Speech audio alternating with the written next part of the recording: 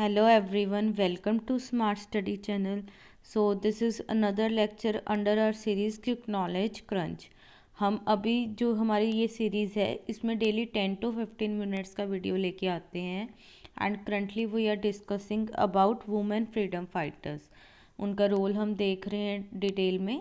For example अभी तक हमने रानी लक्ष्मीबाई, एनी बसंत, बीकाजी कामा, सरोजनी नायडू, इन सब की बात की है. तो अभी आज कंटिन्यू करेंगे सिस्टर निवेदिता के साथ. ओके, तो चलिए स्टार्ट करेंगे. इससे पहले अगर आपने बाकी की वीडियोस नहीं देखी तो आप वो भी देख सकते हैं.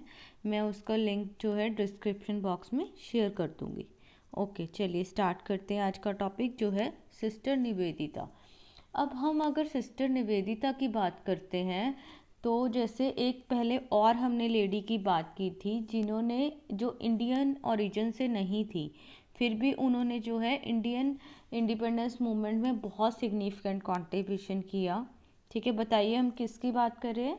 वो थी एनी बेसेंट. हमने उनका देखा था कि वो कैसे होम रूल मूवमेंट स्टार्ट करती हैं इंडिया में, कैसे वुमेन के वेलफेयर के लिए वर्क करती हैं, राइट. तो उनका बहुत सिग्निफिकेंट कंट्रीब्यूशन रहा था. ऐसी ही एक जो है महिला हुई सिस्टर निवेदिता. इन्होंने भी ये आयरिश ओरिजिन से होके इन्होंने भी इंडिया के लिए बहुत महत्वपूर्ण कार्य किए. वो हम अभी डिस्कस करेंगे डिटेल में. तो चलिए पहले इनका बैकग्राउंड देख लेते हैं.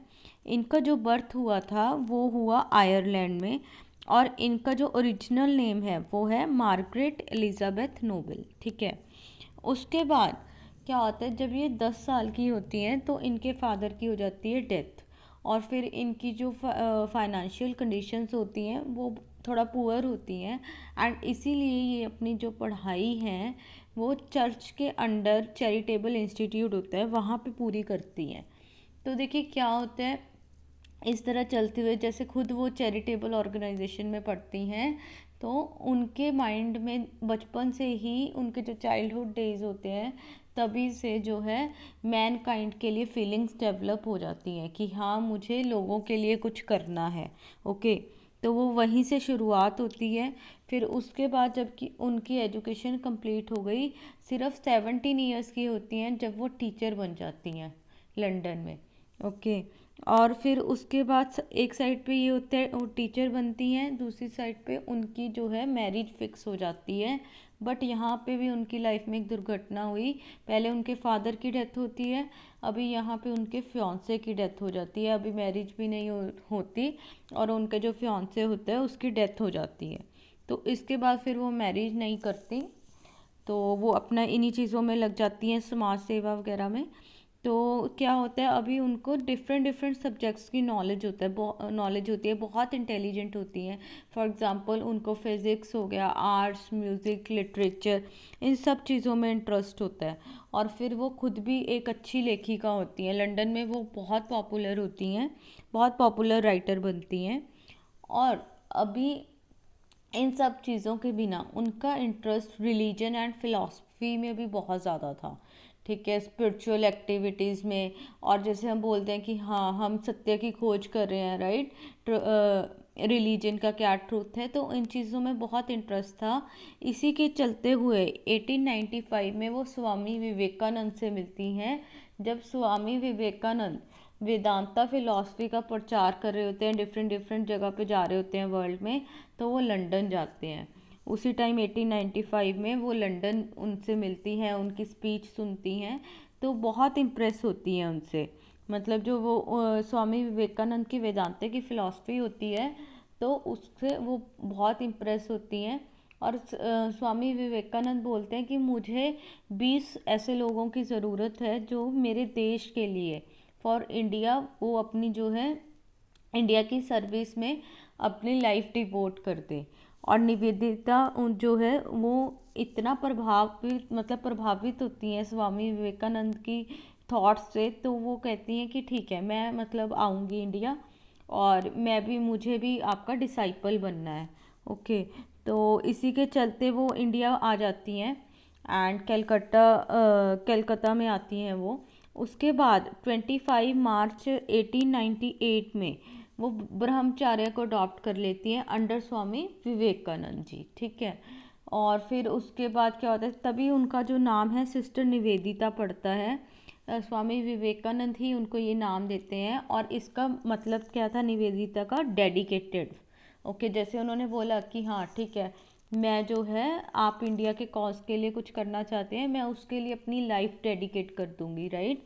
तो इसीलिए उनको नाम दिया गया निवेदिता। फिर उसके बाद वो इंडिया के अलग अलग जगहों पे जाती हैं। ओके, रामकृष्ण मिशन से भी एसोसिएट होती हैं, डिफरेंट वेलफेयर एक्टिविटीज़ में पार्ट लेती हैं। फॉर एग्जांपल वो क्या करती हैं, जैसे वो लंदन में एजुकेशनिस्ट होती हैं, वहाँ टीचर होती हैं, वैसे ही वो इंडिया में कैलकाटा में अपना एक स्कूल खोलती हैं। और उस स्कूल में मेनली वो गर्ल्स को पढ़ाती हैं, एडल्ट वुमेन, विडोज़ जो हुई होती हैं उनको पढ़ाने का काम वो संभालती हैं। ठीक है, उनका वही था कि अगर इंडिया एजुकेटेड होगा तो उस टाइम जो हालात थे, इंडिया जो है ब्रिटिशर्स से फाइट कर रहा था अपनी फ्रीडम के लिए, तो उनको था कि एजुकेशन एक इम्पॉर्टेंट टूल है। अगर हम एजुकेशन होंगे, गर्ल्स एजुकेशन लेंगी, तो उससे वो जो है नेक्स्ट जनरेशन्स भी इंडिया को फ्रीडम दिलवाने में हेल्प करेंगे। तो इसलिए वो एजुकेशन पे बहुत ज़ोर देती हैं। एंड फिर उसके बिना क्या होता है, उनका ये रहता है कि गर्ल्स की जो एजुकेशन होनी चाहिए उनमें उनकी ट्रेडिशनल वैल्यूज़ तो होनी ही चाहिए, प्लस उनको और भी सब्जेक्ट्स जैसे साइंस हो गया, ठीक है, और थोड़ा मतलब ज्योग्राफी, वाइड स्कोप होना चाहिए एजुकेशन का, तो वो उस चीज़ पे फोकस करती हैं, राइट। तो ये हुआ, वो खुद भी जैसे हिंदुज़म से बहुत ज़्यादा इन्फ्लुएंस्ड होती हैं, इंडिया के पास्ट को जानती हैं, इंडिया का कल्चर देखती हैं, तो इसका बहुत प्रभाव पड़ता है उन पे। आप देख रहे हैं कोई भी अगर इंडिया में आता है, हमारे इंडिया का कल्चर इतना अच्छा रहा है, ठीक है, हमारे पास्ट में भी एंशियंट टाइम से लेके, तो बाहर से आके भी लोग जो हैं वो इंडिया के हो जाते हैं। अब जैसे एनी बेसेंट थी, उन्होंने भी अपनी पूरी लाइफ इंडिया को डेडिकेट कर दी थी। वो भी बोलती थी कि इंडिया जो है ऐसा कंट्री है जिधर सारे रिलीजन्स अच्छे से रह सकते हैं। तो इसी ऐसे ही सिस्टर निवेदिता पे भी बहुत इन्फ्लुएंस हुआ। उन्होंने इंडियन लैंग्वेजेस जैसे बंगाली वो सीखी, ठीक है, और फिर बहुत सारे उन्होंने जो है बुक्स लिखी, जैसे कि cradle tales of Hinduism, Kali the mother, religion and Dharma. तो ऐसा बहुत इंपॉर्टेंट वर्क किए उन्होंने। फिर उसके बाद जो रविंद्रनाथ टैगोर थे, उनकी स्टोरीज़ को उन्होंने इंग्लिश में ट्रांसलेट किया। तो ये सब कुछ किया। इसके बाद उनकी बहुत इम्पॉर्टेंट कंट्रीब्यूशन रही स्वदेशी मूवमेंट में। ओके, अब स्वदेशी मूवमेंट में क्या था, हम क्या कर रहे थे, ब्रिटिशर्स के जो गुड्स थे उनको हम लोग जो है बायकॉट कर रहे थे, राइट। एंड हमारे कल्चर को हमने रिवाइव करना था, स्वदेशी गुड्स की प्रमोशन करनी थी। तो इस पे जो है सिस्टर निवेदिता बहुत ज़ोर देती हैं। वो लोगों में नेशनलिस्ट फीलिंग्स स्प्रेड करती हैं और उन्हें बोलती हैं कि जागो, तुम अपना कल्चर देखो, अपने कल्चर में प्राइड ले लो, ठीक है, तुम्हारा कल्चर जो है बहुत रिच है, ठीक है। तो वो बोलती हैं कि जैसे इंडिया जो है, यहाँ पे इतने अच्छे अच्छे साइंटिस्ट हुए हैं, तो ये कोई डार्विन हो गया, ठीक है, वो ऐसा कंपेयर करती हैं कि न्यूटन हो गया, डार्विन हो गया, उनके देशों से कम नहीं है तुम्हारा इंडिया। तो लोगों को ऐसे प्राइड करना सिखाती हैं। अब ये जो है हमारे कल्चर के रिवाइवल की बात करती हैं, ये रविंद्रनाथ टैगोर को इंकरेज करती हैं कि हाँ आप पेंटिंग्स बनाएं बेस्ड ऑन इंडियन कल्चर, ठीक है। तो ये बहुत बड़ी बात थी, बाहर से आके एक लेडी जो है हमारे लोगों को इंकरेज कर रही है कि हाँ तुम अपने पास्ट को देखो, और उनसे जो है एक नेशनलिज्म की जो अवेकनिंग हुई वो बहुत बड़ी थी उस टाइम पे, ठीक है। इसके बिना फिर वो जैसे एक तमिल के पोइट हैं सुब्रमण्या, तो वो भी बोलते हैं कि मैं निवेदिता से एक ही बार मिला, और मैंने एक बार मिलने पे ही उनकी थॉट्स से मैं इतना इन्फ्लुएंस्ड हुआ कि मैंने उनको अपना गुरु कंसीडर कर लिया, और उन्होंने मुझे टीच किया कि अपनी मदरलैंड को कैसे लव करना है। देखिए मतलब बहुत महत्वपूर्ण भूमिका थी, तभी हम बोलते हैं सिस्टर निवेदिता की। ओके, फिर उसके बाद 1899 में प्लेग आ जाता है, तो उस टाइम वो प्लेग में भी लोगों की बहुत बढ़ चढ़ के हेल्प करती हैं, एंड और लोगों को भी इंकरेज करती हैं कि हाँ आपस में आप मिलजुल के रहें, एक दूसरे की हेल्प करें। तो ऐसा था इनका व्यक्तित्व। ओके, ऐसे ही जैसे एक और इवेंट था, जेसी बॉस थे जो साइंटिस्ट थे बहुत फेमस, तो ये उनकी भी हेल्प करती हैं, उनकी रिसर्च में, फाइनेंशियल नीड्स में उनकी हेल्प करती हैं, क्योंकि उस टाइम उनको जो है कुछ डिस्क्रिमिनेशन जो है वो फेस करना पड़ रहा था। ब्रिटिश अगर साइंटिफिक इस्टेब्लिशमेंट्स की बात करें उसके अगेंस्ट में उनको जो है अपना इस्टेब्लिश करने के लिए डिस्क्रिमिनेशन फेस करना पड़ रहा था। तो सिस्टर निवेदिता आगे आती हैं, वो उनकी फाइनेंशियली भी हेल्प करती हैं ताकि उनका जो रिसर्च वर्क है प्रॉपरली हो सके। ओके, फिर उसके बाद बहुत बड़े जैसे रेवोल्यूशनरी लीडर्स होते हैं, फॉर एग्जांपल औरोबिंदो घोष हो गए, उनसे भी वो जो है एसोसिएट करती हैं। वो इंडियंस जो लोग होते हैं उनसे बात करती हैं उनकी यूनिटी की, उनकी फ्रीडम की। वो बोलती हैं कि अगर एक बार तुम अपनी यूनिटी को पहचान लो, ठीक है, लोगों को बोलते हैं आप अगर यूनाइट हो जाओ, हिंदू मुस्लिम की यूनिटी की बात करते हैं कि अगर आप लोग यूनाइट हो जाओ तो हमारा पास्ट इतना अच्छा रहा है कि जो इंडिया की यूनिटी है वो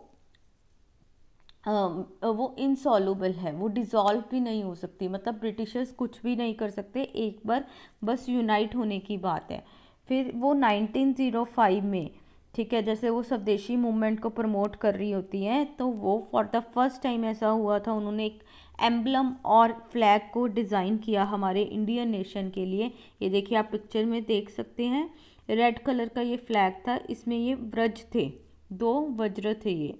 तो ये क्या है, ये इंद्र, गॉड इंद्र के वेपन्स हैं, ठीक है, और ये रेड कलर है जो स्ट्रेंथ को सिंबलाइज करता है।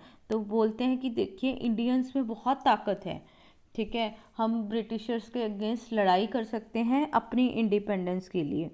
तो ऐसा करके देखिए एक वीरांगना बन गई थी, ठीक है, इन्होंने जो है हमारा स्वदेशी मूवमेंट पे कल्चरल जो रिवाइवल था उसमें बहुत जो है सिग्निफिकेंट कंट्रीब्यूशन किया उसको प्रमोट करने के लिए, राइट, आप देख सकते हैं। तो इसलिए हम इनको आज भी याद करते हैं।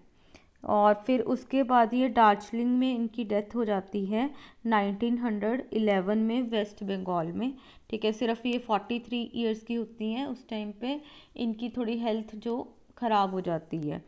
तो उसके बाद दार्जिलिंग में इनको डेडिकेट करते हुए मेमोरियल बनाया गया है। उस पे लिखा गया है, here reposes sister Nivedita who gave her all life to India, ठीक है, उन्होंने अपना सब कुछ इंडिया के नाम पे कर दिया था। कि कैसे वो एक स्वामी विवेकानंद की डिसाइपल बनी, उनकी थॉट से इन्फ्लुएंस हुई, इंडिया के कल्चर से इन्फ्लुएंस हुई, और उन्होंने उसके बाद अपनी सारी लाइफ इंडिया के लिए ही डेडिकेट कर दी। बहुत बड़ी बात थी ये, ठीक है, इसलिए आज भी हम इनको रिकॉग्नाइज करते हैं। तो ऐसे एक और हमारा आज का टॉपिक पूरा हुआ। एक और वुमेन फ्रीडम फाइटर की हमने बात की, ठीक है, जैसे पहले एनी बसंत थी नॉन इंडियन, ऐसे ही सिस्टर निवेदिता थी, और दोनों का ही बहुत जो है इम्पॉर्टेंट रोल रहा, राइट।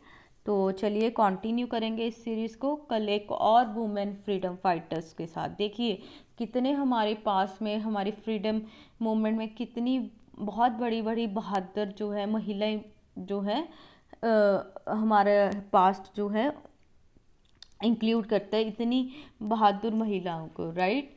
तो एक और ऐसी बहादुर महिला के साथ हम कल मिलेंगे। तो चलिए, till then bye bye and take care. और अगर आपको मेरा कंटेंट अच्छा लग रहा है तो प्लीज़ शेयर कीजिए वीडियो को अपने फ्रेंड्स में भी, एंड सब्सक्राइब करें मेरे चैनल को। Thank you very much.